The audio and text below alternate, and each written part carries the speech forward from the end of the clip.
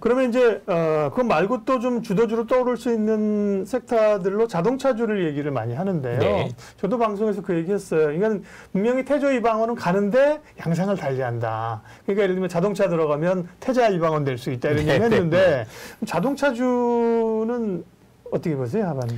사실 하반기보다도 조금 더 큰 그림이 그려지고 있는 게 아닌가라는 생각이 드는데 어떻게 보면 지금 각 산업들 중에서 가장 크게 바뀌고 있는 게 자동차 쪽이 아닌가라는 생각이 드는데 최근에 이제 아시다시피 현대자동차도 KT하고 이제 그 서로 수합 계약 이런 걸 통해서 뭐 지분 이런 것도 하고 그랬는데 그게 미래 성장 동력을 잡기 위한 모습들이 되는 거고 바야흐로 이렇게 보시면 어떨까요? 기계가 전자장비로 바꿔가는 과정? 기계가 전자장비로 모빌리티라는 얘기를 하고 자율주행이라는 얘기를 많이 하고 그러지만 그게 우리 입장에서 보면 이제 기계였는데 이게 전자장비로 바뀌어가는 과정 속에 있는 거구나라는 거고 자동차가 이제 달리는 컴퓨터가 되는 거잖아요. 맞습니다. 그래서 이번에 이제 흔히 얘기하는 인플레이션 감축 법안을 보면 그 감축 법안의 핵심이 궁극적으로 지금 미국 시장에서 생각보다 빠르고 더 많이 전기차를 더 보급하려는 의지를 보이고 있는 게 법안의 핵심 아니겠습니까?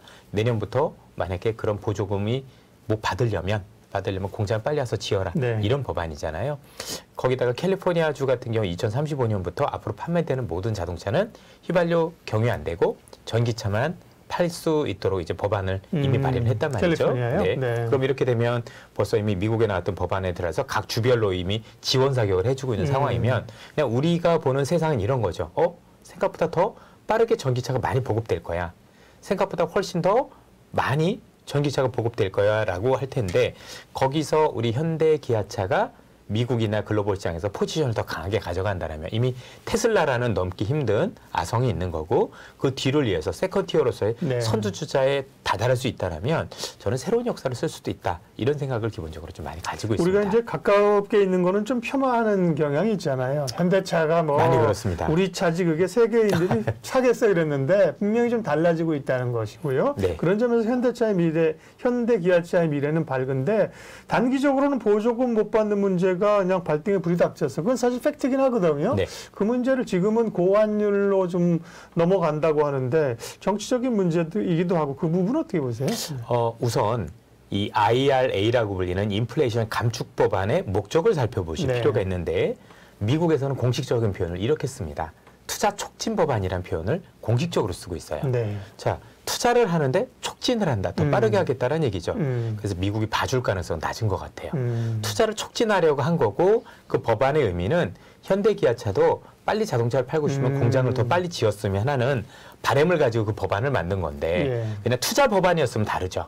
투자 법안이면 좀 봐주기도 하면서 한 2, 3년 내에 지으면 되지 하지만 촉진이라는 단어가 들어갔다는 것 자체를 놓고 보면 현대기아차 알겠는데 니네가 할 수 있는 유일한 방법은 빨리 들어와서 공장 짓는 것밖에 없는 거 아니겠니? 라는 게 현재 미국의 메시지인 것 같아요. 물론 이제 향후에 우리하고의 관계도 있고 현대기아차가 미국에 보여준 성의도 있기 때문에 어느 정도 완화해 줄지 알 수는 없으나 법안의 특성을 감안했었을 때 현대기아차가 그래도 이런 어떤 그 과정 속에서도 지금 현실적으로 조금 더 빠르게 공장을 지을 수 있는 방안을 마련하는 게 조금 더 현실적인 대안이 아닐까라는 생각을 가지고 있습니다. 지금 사실은 치포 동맹도 있고, 그러니까 이런 걸 잘 어떻게 보면 뒤통수를 좀 맞긴 했거든요. 열심히 투자한다 그랬는데 한국산이나 자동차 배제한다고 하니까요. 거기에 대해서 그러면 이제 그렇게 나오면 우리 치포 동맹도 뭐 치포라 그랬나 파이브라 그랬나 이게 딴짓을 걸 수 있는데 근데 말씀하신 것처럼 그건 돌리기 어렵다는 것 같고요. 그건 좀 상수로 받아들이고 그러면 어떻게 더 판매를 하거나 이런 쪽으로 보는 게 더 낫겠군요. 훨씬 지금 더 현실적이라고 보여집니다. 반도체는 자동차는 좀 사실 되게 그러니까 기대감이 있어요. 이제 차기 주도주로서 하나 자리를 좀 꿰차거나 그러는데 반도체는 여전히 좀 어려워 보입니다. 반도체는 언제쯤 좋아질까요? 사실 업종 중에서 제일 분석하기가 어려운 데가 반도체인 것 같아요. 지난해 저 같은 경우도 3번 반도체를 들어갔다가 3전 2패 1승을 했으니까 사실 전적이 매우 안 좋았고 나름 논리를 가지고 들어갔는데도 굉장히 어려웠습니다. 그럼 앞으로도 보면 그 쉽진 않은 것 같아요.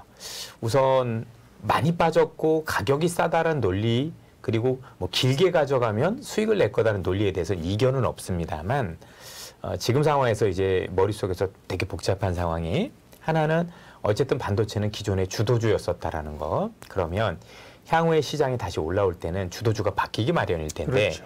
기존의 주도주였던 기업들이 다시 주도주가 되는 경우는 매우 드뭅니다. 뭐 그 될 수도 있겠지만 네네. 그래서 그런 측면에서 이 기업이 안 된다보다도 향후 시장이 올라오면 또 다른 대안들이 더 좋아질 가능성이 있다라는 점에서 굉장히 고민이 들고 이 반도체 관련 기업들한테 한 가지 넘어야 될 전 산이 있다라고 생각을 해요. 그거는 경기 침체라기보다는 역시 중국에 많이 달려있다라고 보는데 11월 11일이 흔히 얘기하는 빼빼로데이 우리랑 중국의 이제 가장 물건이 팔리는 소비 시즌이잖아요.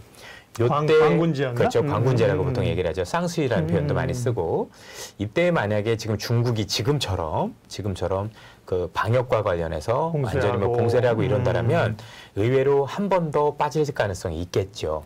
굉장히 큰 이슈입니다. 지금 소비가 안 된다. IT 그 제품들 안 산다. 그렇습니다. 근데 만약에 반대로 10월이나 11월이 지나면서 중국에서 이제 뭐 백신이라는 게 이미 개발이 됐으니까 이게 유효하게 이제 중국 인민들한테 백신이 접종이 되고 그로 인해서 접종과 관련해서 해서 방역을 좀 완화할 수 있다라면 반대 상황이 의외로 큰 반등이 나올 수 있는 그런 개연성이 있기 때문에 너무 현 상황에서는 양극단으로 벌어져 있어서 뭐 일단 많이 빠진 건 맞지만 현재 상황에서는 판단을 내리기가 조금 쉽지는 않은 것 같습니다. 그래서 저희 같은 경우는 일단 포트를 담을 때 삼성전자는 제외하고 담고 있습니다. 네.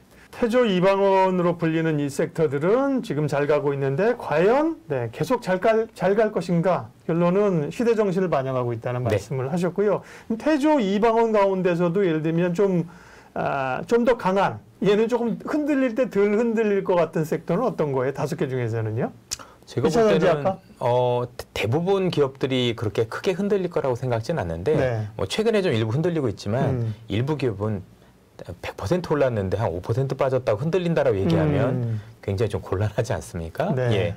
오히려 저는 이제 뭐 방산 같은 경우가 의외로 조금 더 나을지 않을까라는 생각을 가지고 있는데 이 중에서 버릴 건 저는 없다라고 생각을 해서 어느 것 하나가 뭐 다르다 이게 아니라 이게 좀 빠지면 다른 것들이 올라오고 오늘 그런 모습이었었거든요. 그래서 돌아가면서 이제는 처음에는 같이 올라왔지만 이제 그런 모습은 아닐 거고 하나가 오르면 하나가 내리면서 주서거니 앞서거니 하면서 나중에 이제 큰 그림을 봤었을 때는 현재보다는 조금 좋은 위치에 있지 않을까. 그리고 앞서도 말씀드렸지만 이 태조 이방원이라고 해서 딱 이 기업을 사라는 게 아니라 이 기업을 바탕으로 해서 이 커지는 시장이 있다는 거죠. 이 제조 르네상스와 관련해서 예를 들어서 앞서도 말씀드렸지만 저는 같은 전기차라고 하더라도 전기차가 좋다라기보다는 전기차가 시장이 커지면 저는 송배전이 더 좋다라고 보고 있는 사람이에요. 그러니까 이거의 가장 큰 핵심은 뭐냐면 이 관련 시장이 드디어 확장이 되고 있는 예전부터 전기차가 없진 않았지 않습니까? 전기차도 있었고 태양광도 있었고 풍력도 있었지만 이게 단순히 있다가 아니라 이제는 우리 생활 속에 직접적으로 들어올 정도로 시장이 커지는 데 초점을 두셔야 될 것 같아요. 폐배터리가 떤 이유도 그거지 않습니까? 그러면 미국에서 나중에 이런 어떤 관련 물질들을 조달해야 되는데 어떻게 되는 거야? 그래서 나온 게 폐배터리가 떴던 것처럼 이 시장이 커지면 부수적으로 따라다니는 산업들이 굉장히 커질 수 있는 거죠. 저는 그래서 태조 이방원의 애프터 시장을 잘 찾았으면 좋겠어요. 지금은 딱 이게 기업이 아니라 이로 인해서 커지는 이 시장, 확장된 이 산업들과 관련해서 확장됐었을 때 계속해서 수혜를 볼 수 있는 기업들이 계속 나올 거란 얘기죠. 이게 저는 핵심이라고 보여집니다. 굉장히 좋은 얘기를 하셨습니다. 태조 이방원으로 우리가 불리는 섹터가 하나의 그냥 섹터가 아니라 사실 하나 산업으로 봐주면 되는 거죠. 그게 이제 우리가 칡뿌리 깨듯이 이렇게 하나가 아니라 쭉 당겼을 때 뒤에서 뭐가 달려 있고 같이 수익을 낼 수 있느냐. 그렇게 섹터를 봐주라는 얘기예요. 태양광하고 풍력에도 송배전을 같이 해야 되는 거잖아요. 전기차려도 송배전 해야 되는 거고 이런 식으로. 신한금융투자 이선엽 부장님과 함께 최근에 잘 나가고 있는 태조 이방원의 그 잘 나가는 이유는 무엇이냐, 앞으로도 주도주 가능성이 있을 것이냐를 살펴봤습니다. 그러면 이제 말씀하신 것처럼 배후에 있는 산업이라든지요, 어떤 섹터에 좀 주목할 것이고 시장을 어떻게 볼 것인가의 이야기를 이어서 하겠습니다.